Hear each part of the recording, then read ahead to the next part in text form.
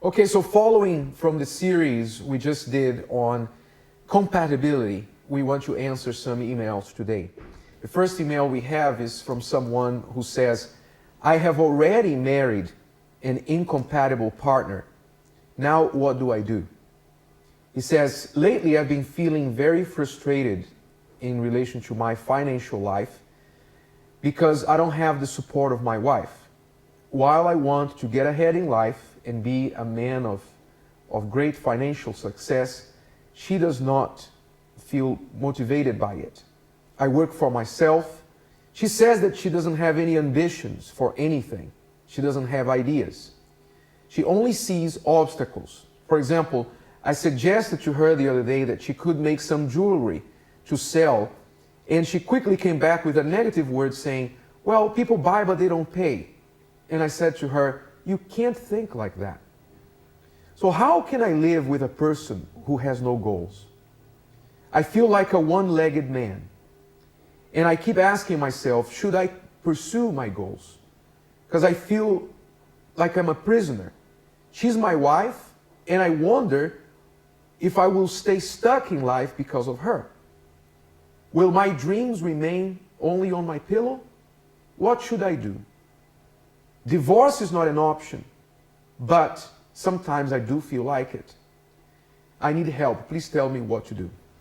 So clearly, a very frustrated husband and an area of incompatibility that we touched on before, different goals in life. And I'm sure that his wife doesn't even imagine how this is a problem for him, because she probably thinks he's demanding too much from her. And he's thinking of divorce. Mm-hmm. He's entertaining the idea of divorce. Mm-hmm. So she doesn't even see the problem. But as we talked before, this is such a problem and people don't really consider as a problem. Oh, we're different, but it's okay, it's gonna work out. But this is why, you know, if you're not married yet, you should avoid, right? Yes. But not in his case, we need to help him. So in order to help you, you need to, first of all, try and understand why your wife is thinking that way. Where is that coming from?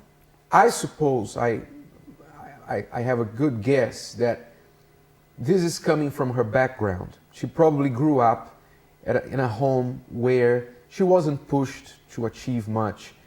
Probably her parents were also, at least one of her parents, the one who had more impact on her, was a bit laid back. Probably they were very happy with little things, few things. And that rubbed off on her. So she feels the same. She's happy with little things. And also, the other issue is that the real problem here is that she lacks self-confidence. Because he says that she has no ideas and she doesn't see what she can do. She's always thinking negative. It's like she has a fear of failure, a fear of trying and failing. Often people with fear of failure don't even want to try. So they avoid the pain, the painful feeling of failure. And that's why he shouldn't be angry at her, but he should help her. That's right.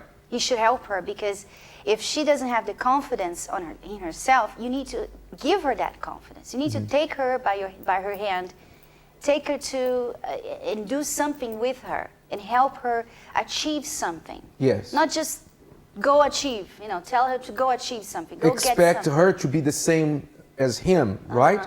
Because if you are like that, it's because, again, you probably came from a very different background that impacted on your character and personality and made you a go-getter and made you a person of great goals and ambition in life. So, but she doesn't have that. So don't just demand from her something that she can't give. What you need to do now is you need to be a coach. Yes, you need to be a coach and help her. Just like in sports, when a coach sees the kid who is afraid of going for the ball or is afraid of water, the coach has to get the child by the hand and go there and show that it can be done with patience. Help the child with small steps to gain self-confidence and then develop that courage and confidence to go for bigger things. So I think this husband here needs to work to motivate his wife And one of the things he can do is give her small goals, short, small goals in challenges for her to feel that she can do them. And then by small steps and achievements, she can develop her self-confidence, her self-esteem, and then get the taste of success and then want more. Help her. Because That's that's why you are two, because one helps the other. That's right. Right? So it's very frustrating for her as well to have him always Demanding, feel, yeah, and, putting pressure. and even make her feel even lower and inferior than Yes. him. So words like "you're no good" or "you don't try hard" or "you're a failure" or "you shouldn't be like that," that's not going to help, right?